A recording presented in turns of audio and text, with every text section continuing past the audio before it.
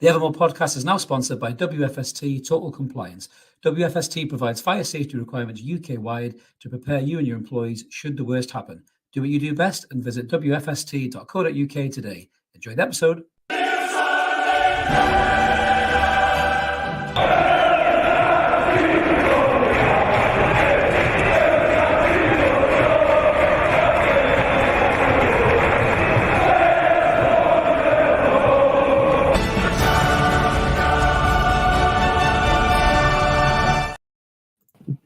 Good evening, everyone. Welcome back to the Evermore podcast. What an intro video. Mark is truly well and done himself. Can't get my teeth right. Well and truly outdone himself with his bit of editing skills there. I'm your host, Chris. I've been joined by Ash and Carl tonight to talk about that amazing new entry to the Champions League. Just in case you forgot, we'll put the video up to tell you. Newcastle United are in the top 4 Champions League football next season for us. Can't wait to get stuck into this. We've got loads of good crack to talk about tonight. Just before we do, a little reminder, if you haven't already and you're new to the channel, consider subscribing. We'd love you to come and join us. We're now over 3,600 subscribers. So Mark is sick of me asking him to update this slide because he does it all the time. So thank you so much to everybody who's clicking the buttons and joining the channel. Really appreciate it. We've got fans from all over, not just Newcastle fans at the minute, which is absolutely class. So we are live as well tonight.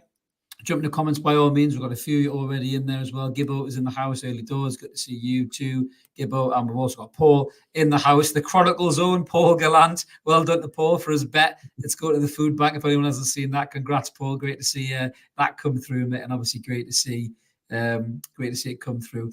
Right, so let's get stuck in then. So the first thing we're going to talk about is we've got our club back. And just before I get the boys' opinions on this, they are going to allow me a little monologue, if you will. So during the dark times of the Ashley era, where all of us gave up hope, really, myself included, there was never going to be any light in the darkness in this horrible, fat cockney bastards evil regime where we all hated going to the football. The city was just grey and miserable. There's no colour in it. There's no joy in it.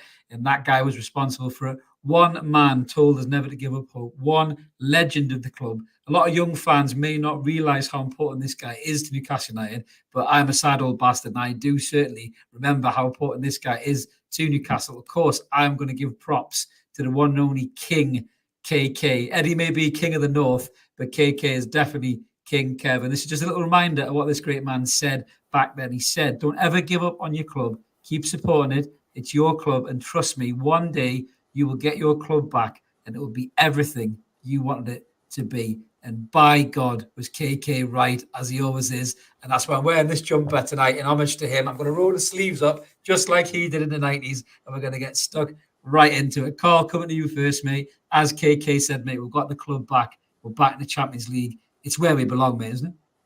The champions. It's not as good as Joe Litton, mate. It's a good I know, that's what I was trying to do. I think I was a bit like, I think on Monday night, I said in the chat, I think I was just a bit subdued, maybe because of the performance. Not the performance, sorry, the performance was decent, but because I'd watched that game thing and how the hell we not scored, and it was a bit like 0-0, as you say. I think it's actually just hit us this morning when I woke up. Traveling into work today, I just was like proper beaming from like ear to ear, and yeah, it's good. Takes you back to like 20 years ago, as it was, watching the likes of Newcastle against Barcelona, and then obviously the times when we beat them beat them with Tino's hat-trick. So yeah, it's incredible, and as we've said this numerous times, it's definitely come before we all thought it might do, or we hoped it would. So it's a pleasant surprise, and yeah, I'm bloody chuffed. Oh, brilliant, man! It's great to hear. Ash, just coming to you as well, mate. I mean, what a season it's been, mate. Honestly, it seems to just defy expectation.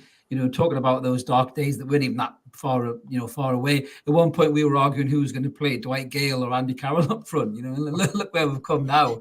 We're eyeing at Barcelona next season and stuff. The way Carl's talking there, it's just phenomenal, mate, isn't it? What a season we've had, and how enjoyable has it been for you, mate, as a fan? I mean, to be fair, got to just look at the start of this season, man. Me and you, Chris, we've both been guilty of slagging off a couple of our current crop of players earlier on in the season. We were having a go at Sean Longstaff on a weekly basis, and now, if he's not in the team, we're absolute gash. It's like just this season, we've just seen so many people come into their own, and what's devastating in a way is some of them aren't going to get to reap the rewards because there is going to be a big squad clear out in the summer. Some of these people that got us into this 4th place aren't going to get to kick a ball in the Champions League next season, which is a bit gutting, really. But if we want to stand any chance of competing next year, we're going to need to step it up a bit because we are 2-3 years ahead of where we should be by now. So I'm not expecting great things from next season, I've got to be honest. But I wasn't this season either. So I'm looking forward to being pleasantly surprised, basically. Put it that way. Absolutely. Kevin thinks we're going to get Barcelona again, to be honest. I'm not even bothered who we get. We're going to talk about player recruitment in a minute. But, I mean, just to be there, lads. I mean, Jack had said as well, loving the Twitter meltdown with some of the salty fans. I mean, the salt is pouring all over Twitter from these, bitter and miserable, Liverpool fans, Man United fans. I mean, Man United is probably still going to finish in the top 4, really.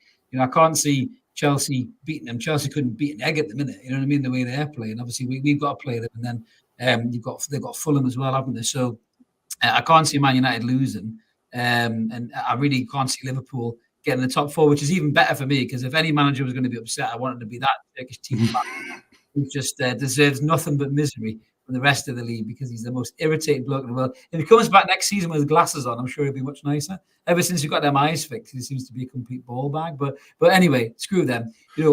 We deserve this. I mean, just talking about the season, Carl. I mean, there was an interesting thing you were talking to me just before we came on air there about Sky and how they were talking about the way that we played. And there's no doubt within the season we kind of went off on a roller coaster at the start. Some of the performances we're putting in. I was lucky enough to be at the City game when we drew with them, and we absolutely battered them for a large portion of that game. It was only really when De Bruyne started to get that space because we don't have a number 6 to sit on them when they got themselves back into the game. We should have really won that game, beat Manchester City. We should have beat Liverpool if Jurgen Klopp didn't have a fucking TARDIS and add another 20 minutes on at the end of the game. We should have beat them as well. So, but then the season did kind of go through little peaks and troughs, certainly around about the Carabao Cup final call, didn't it? I think that was the bit that you were talking about. It was the first final in, again, 20 odd years. So the Eddie Howe said, that obviously the players maybe did take their eye off that. And it's like anything, if you're a top pro and you've got something around the corner, you don't want to miss it. So you don't want to really get injured for that. And I think maybe the intensity that we would normally go in with some of those games didn't happen. So we maybe didn't get a couple of the results that we deserved. But if you look at the season as a whole, I said to you before on air, before we went on air, that the Sky showed a stat from the Carabao Cup final that showed 14 games with a couple of draws, 3 losses, and the rest wins. I think it was something like 9 or whatever, 1 draw. But it was only second to Man City. So it's effectively, it was kind of like title form that we showed from the Carabao Cup final. So we know that we've done extremely well this year, but we hit a couple of purple patches in the season where we went on runs and won 6 and 7 games in a row, which, you talk about the salty comments from other fans saying, oh, well, we've went on a 9-game unbeaten run or an 8-game beaten run, and we beat one of the teams that is getting in 7-0 and we beat the other one twice, yada, yada, yada. Yeah, you did, but it's over 38 games. You can't just recreate the rules because you went on that run at the end. We went on the run at 2 separate points in the season. So it's definitely past all expectations from my point of view. I thought, honestly, at the beginning of the season, I thought we'd have a good chance of getting Europe, like 7th place or something like that. And I was only using that, Chris, from the form of when something else I think you'll show in a second, the form of when Eddie Howe came in, because them first 9 games, mate, were quite rocky. It wasn't until... There were some tough moments. Yeah. Exactly. And it wasn't only until, thankfully, Kieran Clark did something ridiculous to get himself sent off that we found prime Patrick Vieira in Joe Linton, and then it seemed to all start to fall into place. Other people started scoring, and by God, our form after them first 9 games last season was incredible. So if you look at that across a calendar year, which we did do, I think we were 4th or 5th in terms of form. Yeah. So that was definitely good. Sorry, Carl, go on. No, go on, that's fine. I was just going to say it. So really, it sort of shocked all us because we didn't expect to get champions, but it's the stats are there to back it up why we are there.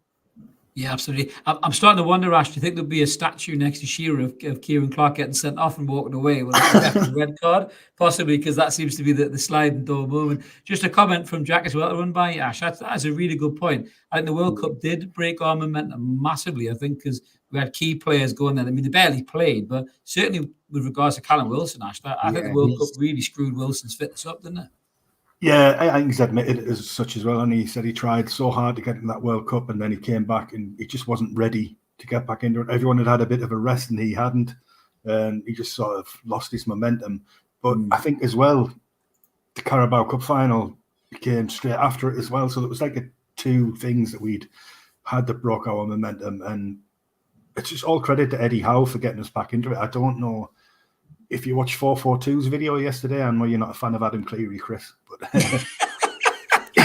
with me. I don't dislike the bloke. He's just not my cup of tea, to be fair. I know what you mean, yeah. But no, he broke it down brilliantly yesterday. The one change that Eddie Howe made coming off the back of the cup and just how he's managed to turn everything around. Yeah. Hell of a video. If you haven't watched it, wait until we're finished and then go and watch it. Yeah, we'll get into Eddie Howe in a minute. I mean, to be honest, talking about some of the stuff you guys have mentioned there in the comments as well. The biggest issue was, I think we had a good kind of start in 15 or 14, and outside of that, the quality drops so much.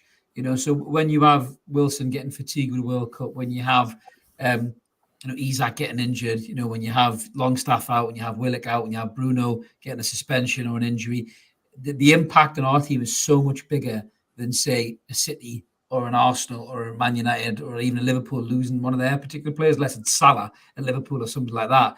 They can kind of fill in and they can bring in somebody who's not as good, but not a million miles away, whereas our quality drops so much when we lose one of those key players. And I think trying to manage the season that we've found that we've had, a cup final and a top four finish, the fact that we were managing that with a pretty relatively thin squad, I think is again a brilliant job. And certainly with the way Eddie makes the lads play with that intensity and that constant press, other managers allow players to relax and settle a bit and come in and out of games, whereas Eddie's just full on all of the time. So I think to get through the season as we're having, get to a final. I mean, the final itself, just in isolation, I think we were just completely outdone by a more experienced team in finals and a more experienced manager in finals in Ten Hag.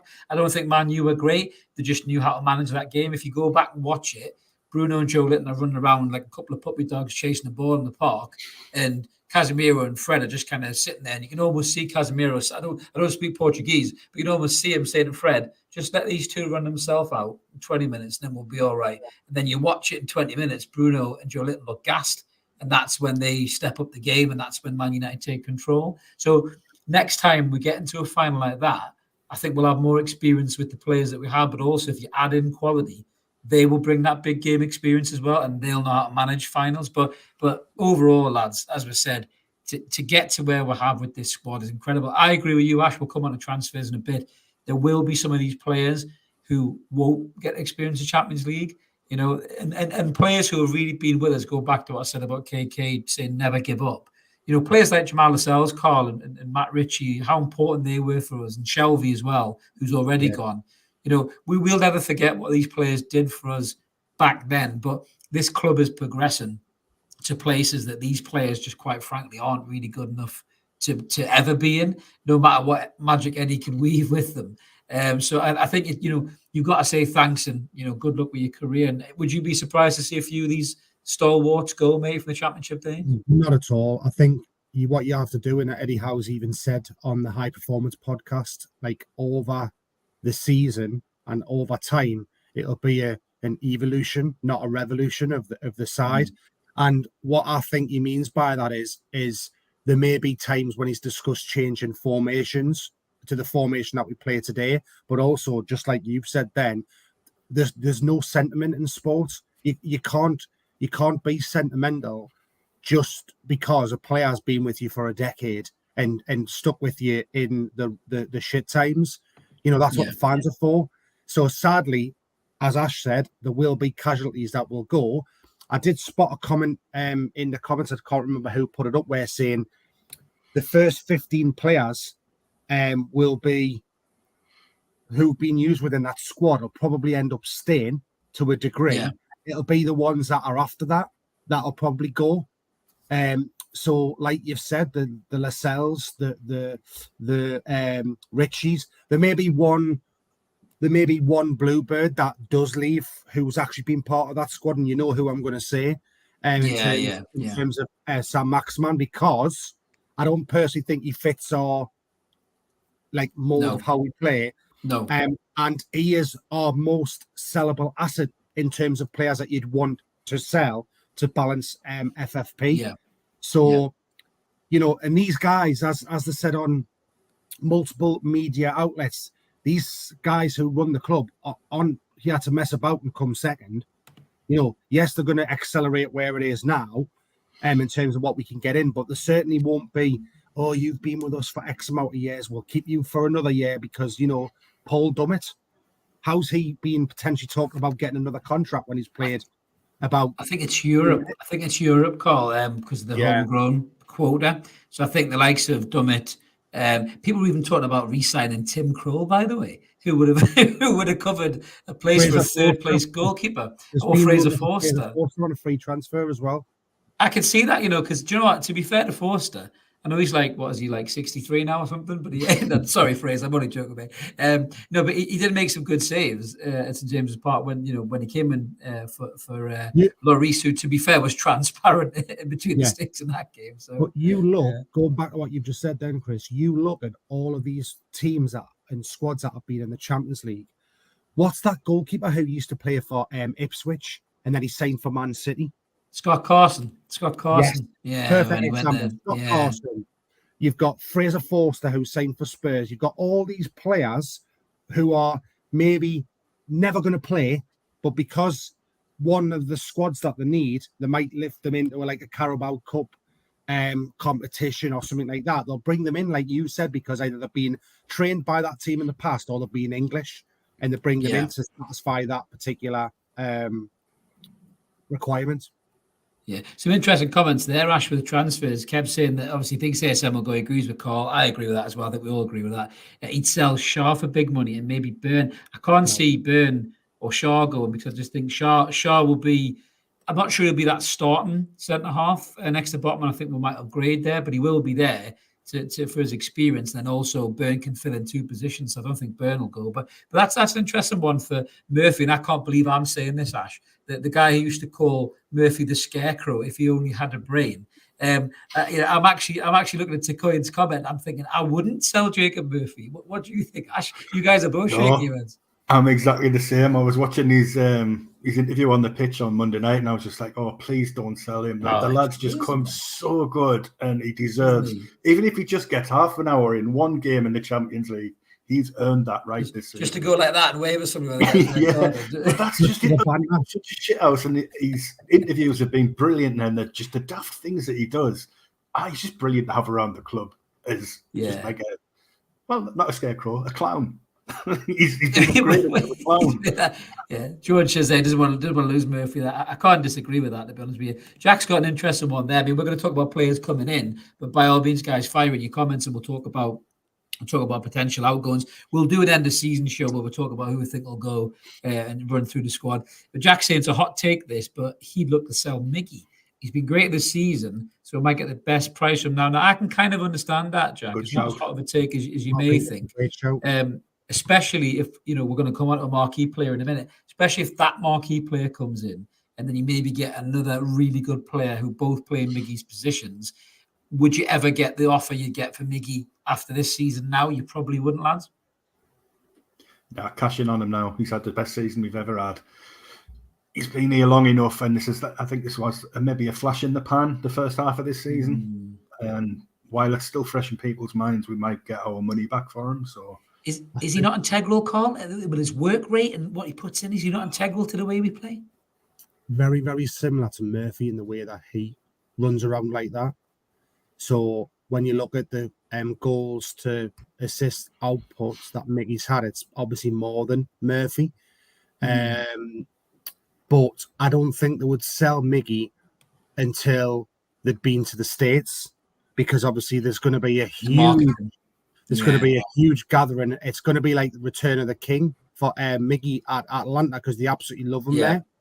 So, like, you can understand why, but in the same breath, if we upgrade to these caliber players that we're going to talk about, for me, Mickey is a position where you'd potentially, at the beginning of the season, all three of us here would have said we need a right-sided player, all of us. So the fact that he's banged in 11 goals and 2 assists or whatever, but he's not scored in how long? And when you get that extra level of where we want him to potentially compete, you need those white players to contribute, like more goals and assists. Yeah. Do you think that George is right there? Do you think because he's only got 1 foot, Ash? Do you think that's about right, mate? Or I think that's pretty well established at this point, isn't it? I mean, so is Baby Mickey as well. With the best, he's been on the pitch of the day. He's got a better right foot than his dad has. And he never used it at all. Yeah, I love Almiron, I do, but I think we need to do better next season. Yeah, well, it's a fair shout, and you know how I love a segue. It's a perfect segue, as Carl said. Return of the King to Miggy. We are now going to move on to talk about this man right here, the King of the North himself, Eddie Howe. Lovely segue. I do love a segue, Carl. You set me well up there, mate. So Eddie Howe, manager of the season, is our next category. Now, to me, this is a no-brainer. But just in case you're still unsure, you're still on the fence, let's just show you a little slide here, a little image that might just turn you around, even if you are a neutral. So the top there shows you where we were as a football club when Eddie Howe joined. We were sitting 19th in the table, sandwiched between Burnley and Norwich, which is the most relegation sentence you'll ever hear in your life, sitting on 5 points. Not only did Eddie Howe keep us in the Premier League, you fast forward a year later, we are sitting on 70 points, 7-0, 65 points more than where we were then. And we're third in the league behind Manchester City, who are just the best team in Europe, and Arsenal, who have pushed them so close this season. Ash, I'm going to come to you first on this one, mate. If that doesn't scream manager of the season, what the hell does, mate? I honestly can't believe that there's anybody else in the conversation, to be quite honest. I mean, it would have been between him and Arteta had Arteta won the league, but you spend 93% of the season in first to finish second. That, to me, is not manager of the season. Pep's expected to win the league, so he's out of the contention. There've been some other decent managers further down, but nobody's done what Eddie has. Nobody. It has to be him. It's got to be. Carl, what's your take on it, mate? Obviously, we're biased, but take your black white blinkers. I think you look at the candidates. There's 6 candidates, isn't there? There's Pep, Eddie, Unai Emery, Arteta, Gary O'Neill, and who's the last one? It's a Brighton manager. Well, yeah. I don't know pronounce it.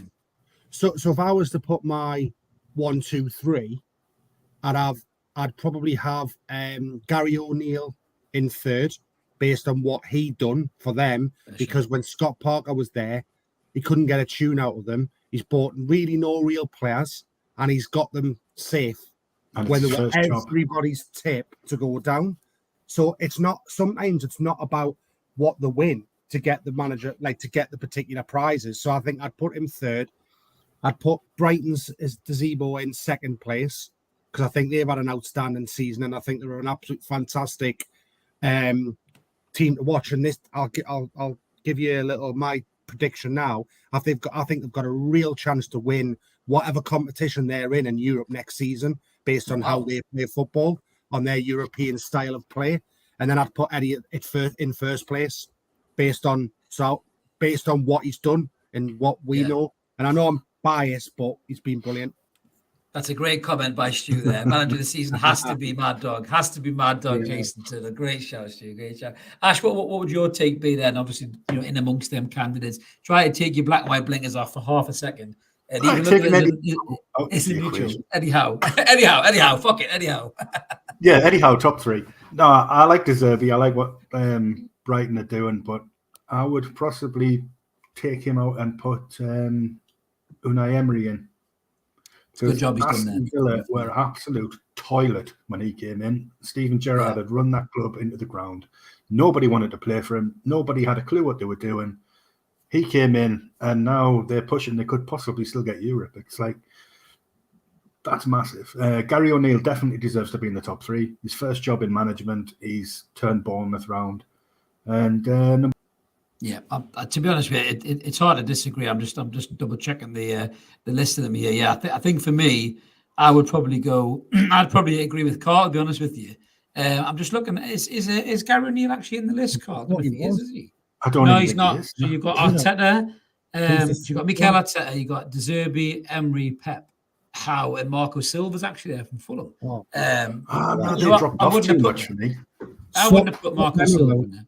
Swap him around with I'm not having that. Yeah, Gary O'Neill should be in there, Colin. I think you're great. I think it's a great shout, man. But out of them three, I mean, it's difficult to be fair, because if Pep wins the treble, it's the first domestic treble or domestic team to win the treble since 1999. But as you say, Ash, Pep's almost expected to do this type of thing. Yeah. So for me, I think I would go with Emery third.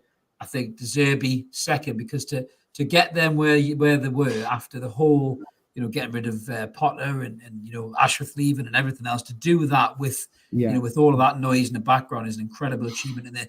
And to play great football. Do you know what? He's a class act as well. When we humped them, the first thing he did was say Newcastle were brilliant, deserved that, and they deserve the Champions League. So I say that's a bit of touch of class, something that Mikel Arteta with his fucking Lego hair lacks in spades. So he can whistle. He's not getting in my top 3.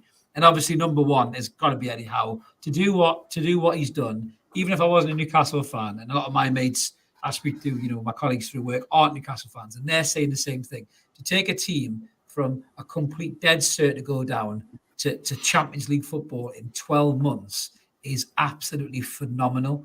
I don't think the guy's getting enough praise. I really don't. I know certain media outlets will refuse to give him praise because of who signs his paycheck. But fucking hell, give the guy his credit, for what he's done. For me, it's a no-brainer, lads. It really is. I think you're totally right. Anyhow, manager of the season, let's go for it. I'm laughing at Ian's comment here. Tyndall is replacing Schofield.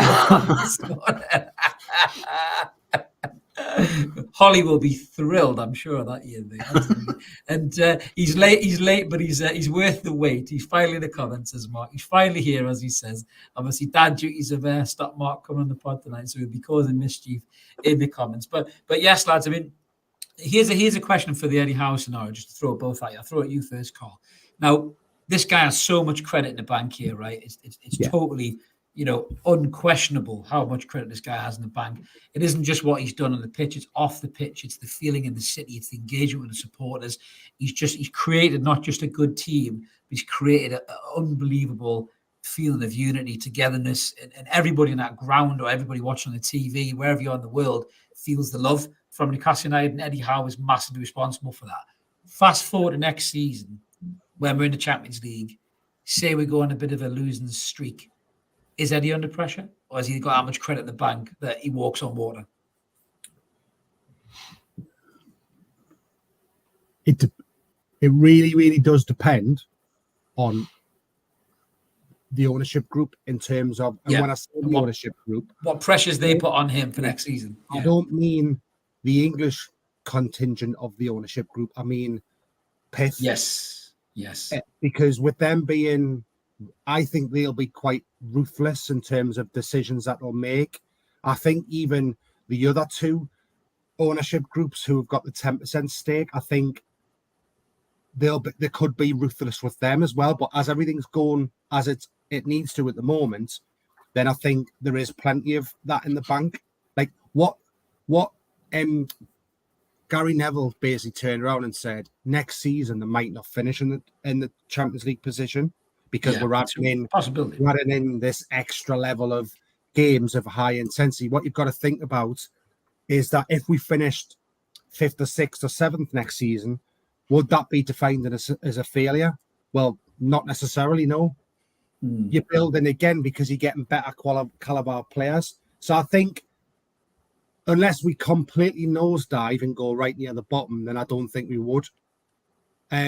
change managers, and I think Eddie's doing a fantastic job anyway. So it's all hypothetical. Yeah, absolutely. Ash, same question to you. I suppose, mate. That I agree with Carl. I mean, it's all about what the expectations of the owners are, 100%. But what Eddie's done and what he's created, he saw a man of Staveley cuddling him at the end of the game, just saying thank you, and just you can see the raw emotion coming off of it just for what he's done, and he's so humble, Eddie. He's just like, oh, that's all right, kind of a thing. But I mean, do you think again? He's got enough credit in the bank that if we do tail off next season, we do have some problems. The next section we're going to talk about probably plays into whether he will have problems or not in terms of who comes into the squad and what it does to the balance. But if we go on a little bit of a wobble, as Gary Neville called it, next season, he did say that with a bead of sweat running down his head because he wants us to wobble because he's desperate for us not to overtake his beloved Manchester United. But what do you think, Ash? Do you think Eddie's going to be all right? Yeah, 100% agree with what Carl said. Only if we're somewhere floating around the relegation places will any sort of action be taken. I think he's got enough credit in the bank now. I think everybody knows that this is a freak season. We're ahead of where we should be. And next season we're going to have Chelsea coming back and Liverpool coming back. We've got Champions League football on top. Brighton are looking strong. It's going to be a lot harder to achieve Champions League next year. So I think if everyone just puts a sensible head on and don't get carried away, then he should be all right. It's just as long as we don't get entitled and think that we should be in the top four again. Just laughing at this comment here from Kev. Have we ever met Atton Deck? We were all in Biker Grove, Kev. We were in the back getting the pots from the tuck shop, mate, when Atton Deck were doing the Biker Grove massive. You just didn't see us, mate. I had more hair and Ashton had a beard back then, so you wouldn't recognise me. I was knocking off Spuggy. Fucking hell, mate. How can you do Spuggy like that? That's dreadful. Dreadful. Northeast royalty, mate. You weren't in Denton Burn, were you, Carl? Was that you were going to admit there? Were you on the Denton Burn massive there, were you, mate? Oh, no.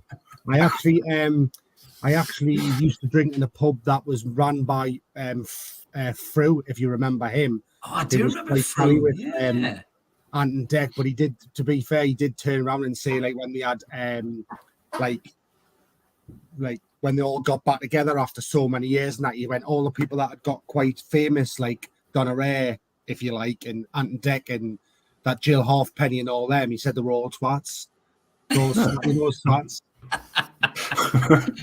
You kind of forget the Grove, you bastard. You kind of forget exactly. The Grove. Anyway, we've gone off on a side subject there, just like we always do at Evermore. That's the best part about the show.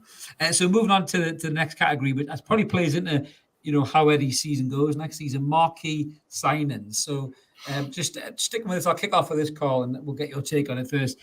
So there has been talk about we are going to go for some marquee signings. We know the names have been linked to. I mean, loads of names have been around. Some names don't threaten to go away. One name in particular came off the bench to play against us on Monday night when we drew 0-0. He's not been great the last few weeks. Still a good player in the shape of James Maddison. So that's a name that doesn't go away.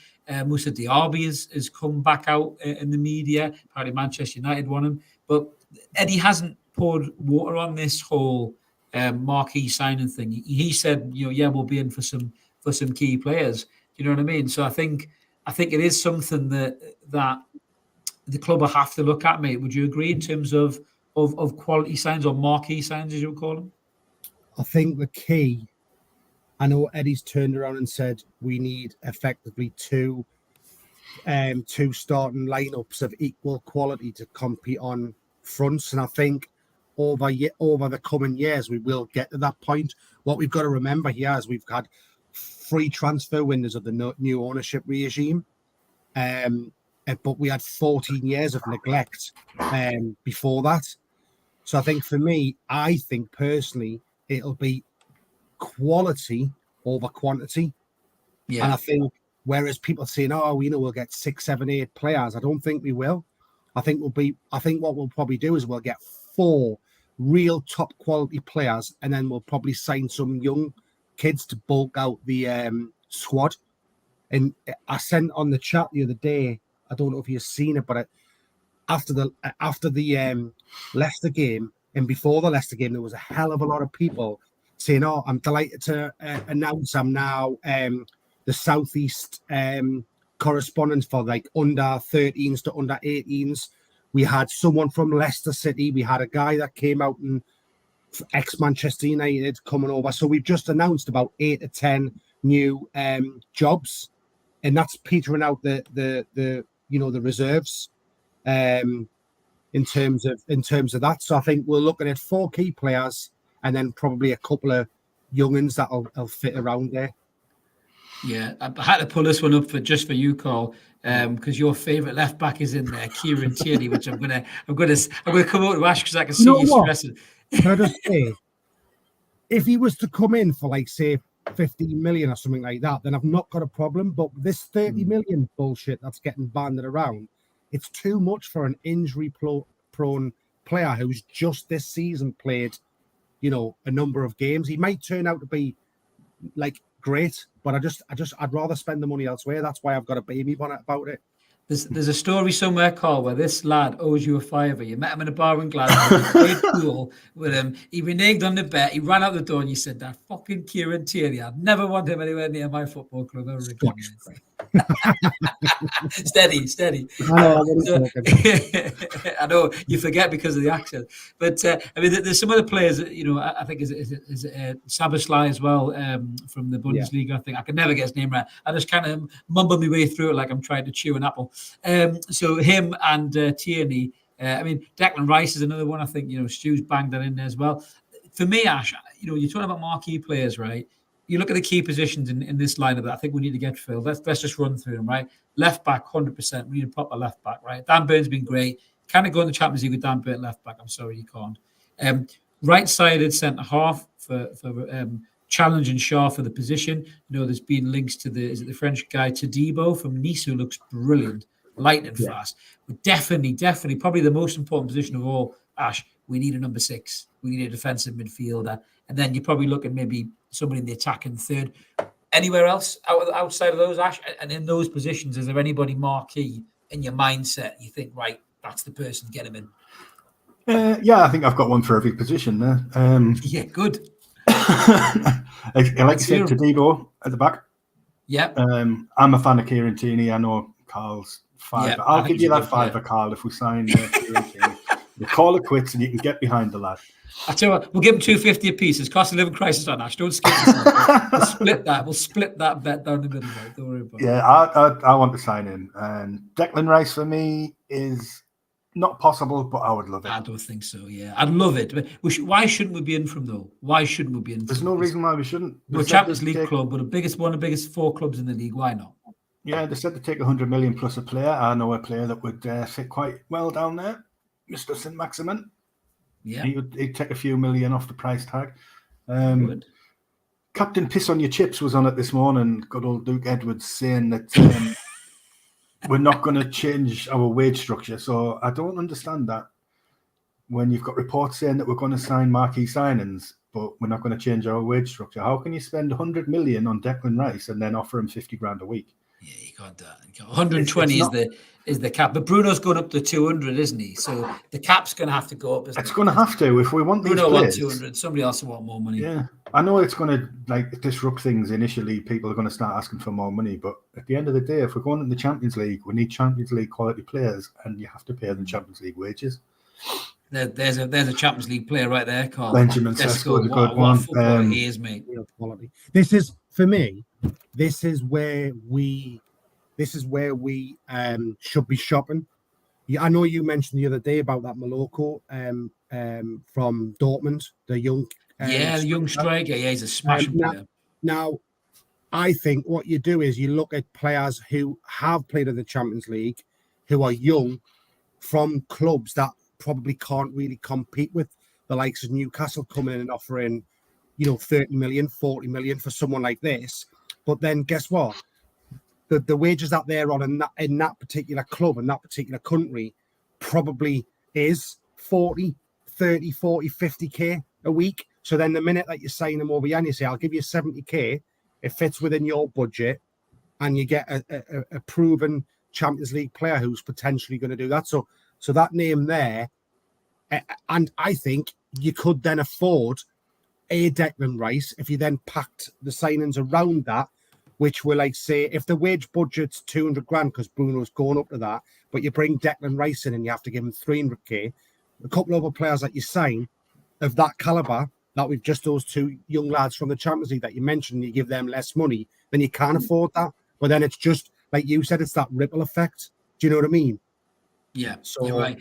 I do like your rhymes you're spitting there, George. Some serious flow going on there. Rice would be nice, but Kante would be handy. It's like having Ren in the comments. Yeah, it is. I was going to say, mate, God, but I'd love Ren on the show. What a top that is. What a Great comment. musician. What a Great musician. Yeah, absolutely. But I think defensive midfield. Yeah, you're right. The couple of young players around. Kefran Turam is one. I think Kev's in the comments saying there as well. He would definitely be an investment for the future. I mean, the kid seems to have it all. I think Kone as well from Mönchengladbach. I know Dye's a huge fan of that kid. And you're talking about a young player, athletic, engine for days, strong in the tackles, good in the air, those kind of players. Obviously, with them being younger players, it's a big ask to throw them in. But the likes of Botman, the likes of Bruno, even as well, younger players to the league, they've shown how quickly that they can adapt, and obviously step into the league and play the way we are. William wants Carver or we riot. Yeah, that would be a hell of a sign of it as well. I must admit what a play he is. Another one Kev's saying there as well, actually, have people gone off Diaby and we've gone off Maddison? The Maddison one's funny, lads, because James Maddison's a great footballer, right? There's no doubt about that. Harvey Barnes is a good player too. I was amazed that Leicester dropped them. It was almost a clear indication that we don't want these two getting knackered so we can sell them and cash in, is what I was thinking. But Maddison is still a talented footballer. And he had a couple of little tiny glimpses where he did slip a few passes through. There weren't loads. But James Maddison, there seems to be a funny one on Maddison. Ash, just getting your take on this one. Some people are saying he's going to go down south. Other people are saying, why would he choose Spurs over Newcastle United? The big question is, and I've actually started to doubt this as well, mate, does he even fit into how we play? James Maddison is as good as he can be. You throw him in that midfield with Bruno and a number 6. What, do you drop Joe Linton? Do you play Joe Linton in the front left or the front 3? How would Maddison fit, or does he fit?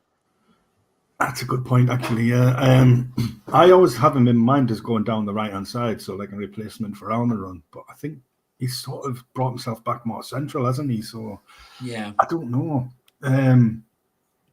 Yeah, he doesn't. For me, he doesn't knock Joe Linton out the side. Probably doesn't knock Sean Longstaff out the side at the minute, to be quite honest, because we need him.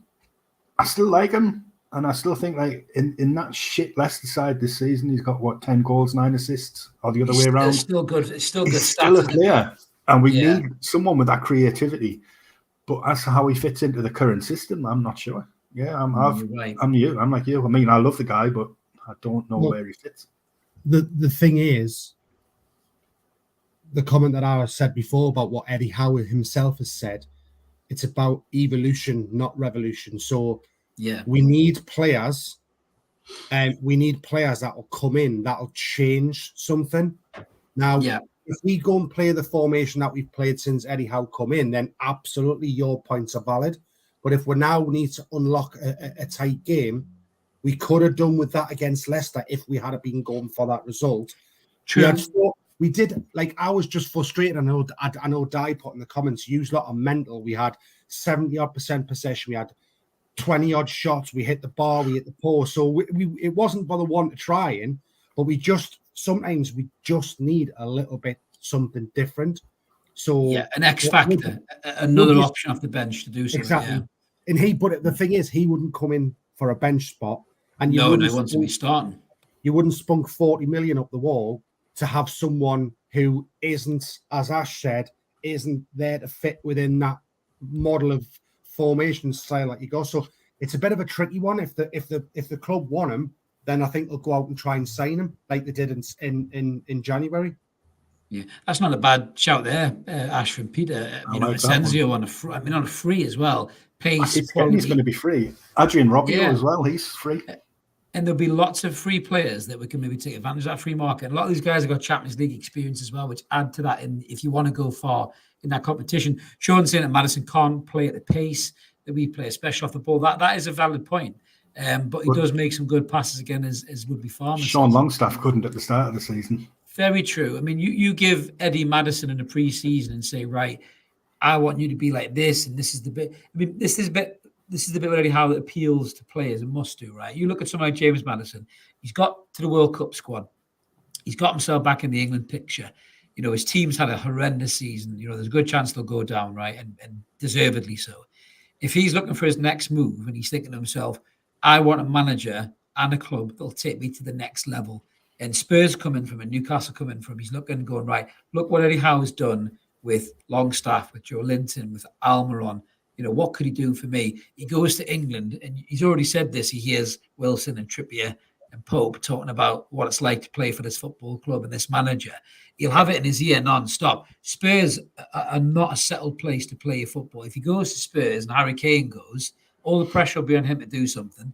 You know, they might not sign as good of a replacement as Kane. So that's a state of flux. So I think if we are in for Maddison, I see Maddison coming to Newcastle. I can't see him making any other decision personally. But then it'll be all up to Eddie Howe as to what he can do out of him. As Gibbo says there, we don't play with a 10. But does Eddie Howe, think, right, I'll change, as Carl said, I'll change the formation a bit and I'll stick Maddison in behind maybe Isak or Wilson, because now I've got a player to do that.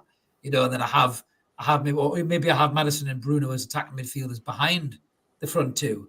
And however, he might change things because he's a constantly evolving manager anyhow. That's what he did. He went away for a year and he kind of traveled the globe. That should have been the Amazon documentary, by the way, not the Newcastle one. Eddie Howe going around and see all these different football clubs. What a show that would have been. Learning from all these different managers. So he's able to adapt. He's able to change. And I think you're right, Carl. I think players like Maddison coming in with this manager, they can adapt and they can change. But what I was going to say as well, I've just seen a comment before about, so there it is there. We need 4 to 5 upgrades. He trusts Eddie and he trusts Ashworth to do his job. Yeah. Now, that's the one key figure who we've not really mentioned here, Ashworth. Yeah.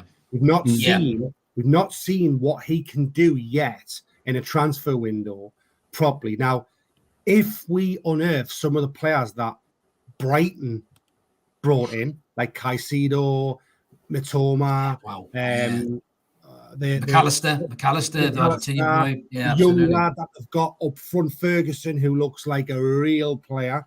You know what they're doing now. When there was when they signed Anthony Gordon, which we will see, by the way, on the documentary behind the scenes about how they've done that.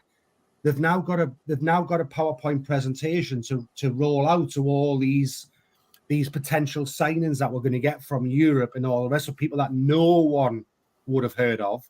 And then I think we will unearth a couple of gems. People are saying everybody wants to copy what Brighton are doing. Guess what?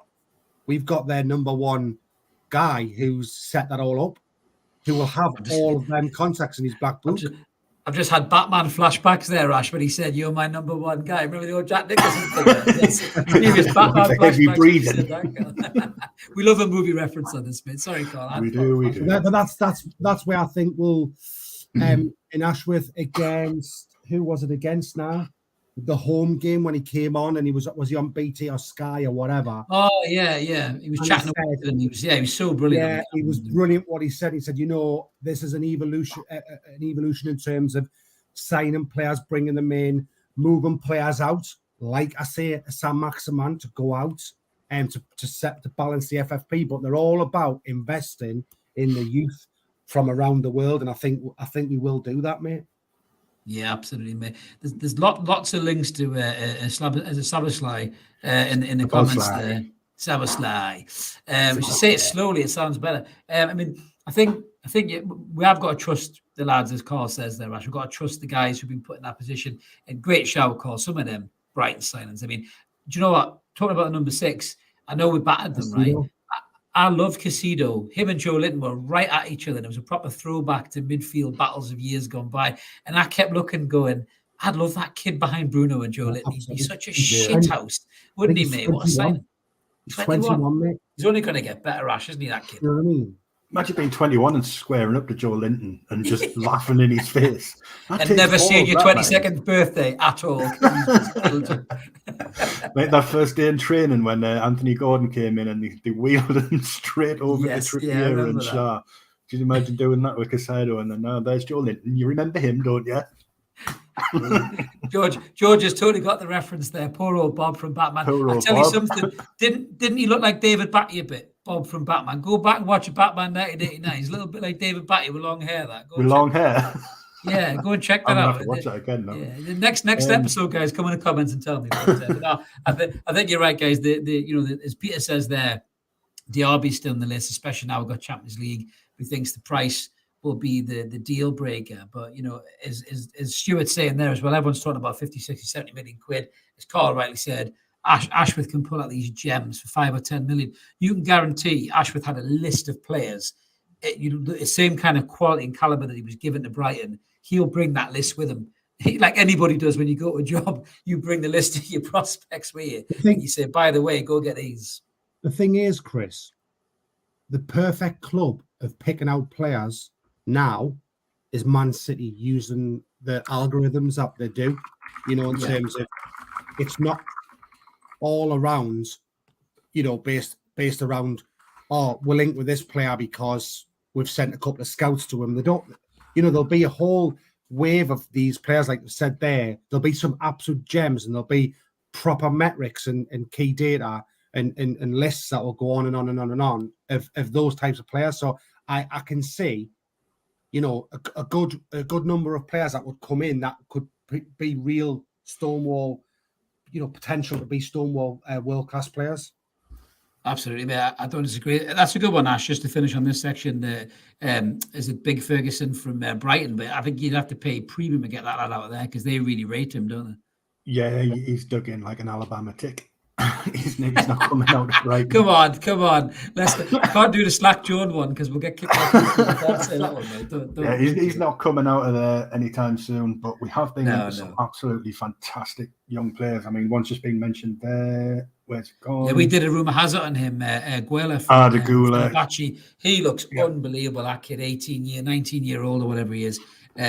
Quality, skill, quick feet, vision, you name it. If we can get a kid like that, unlike Grand Qual, I don't think he would go out on loan. I think he would stay and be part of the team. Because if you're playing for Fenerbahce wearing the number 10 shirt at 18, you don't get sent out on loan to fucking Hearts or Wraith Rovers or something like that, do you, mate?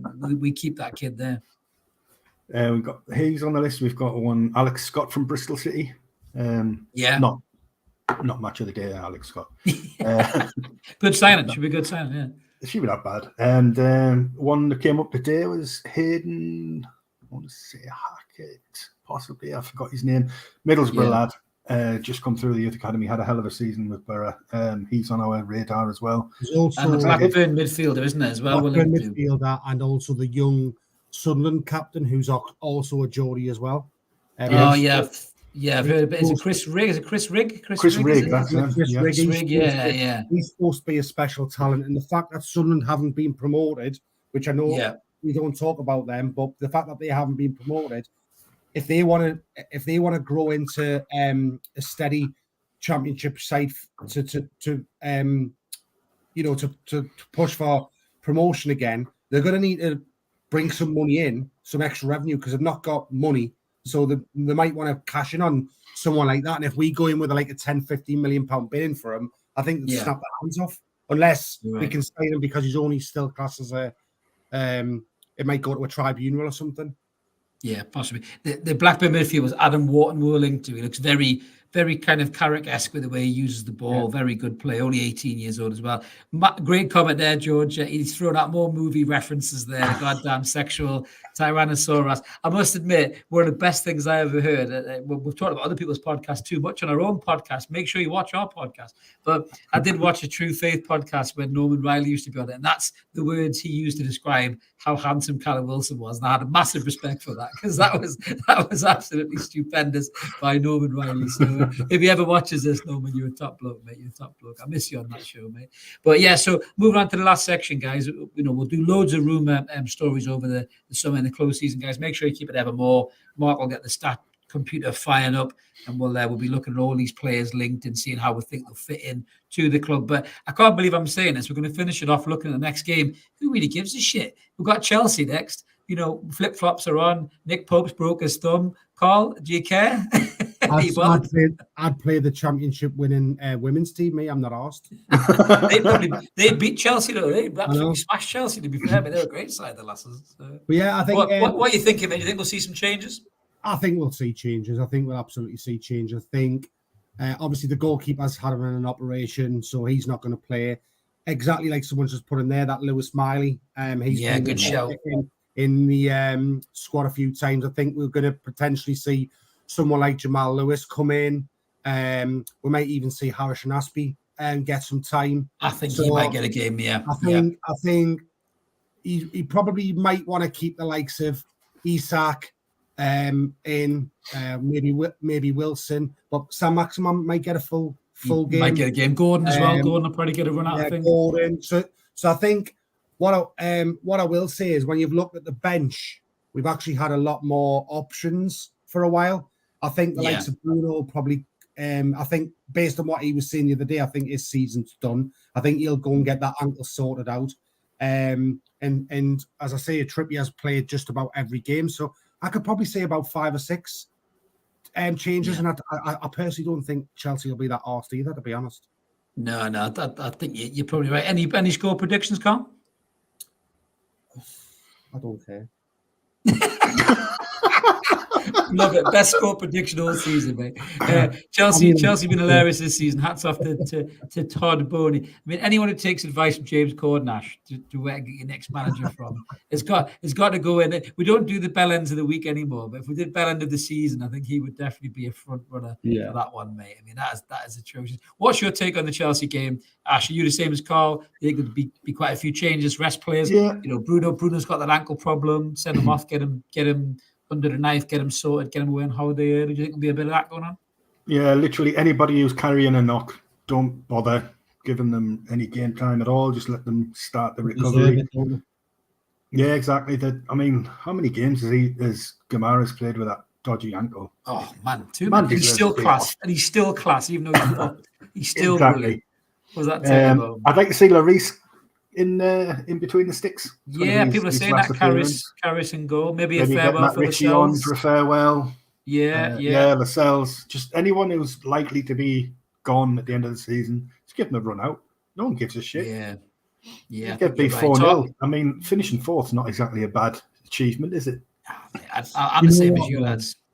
Do you know what though? You know what Eddie Howe's like. He probably fucking plays strongest 11. You know what he's like.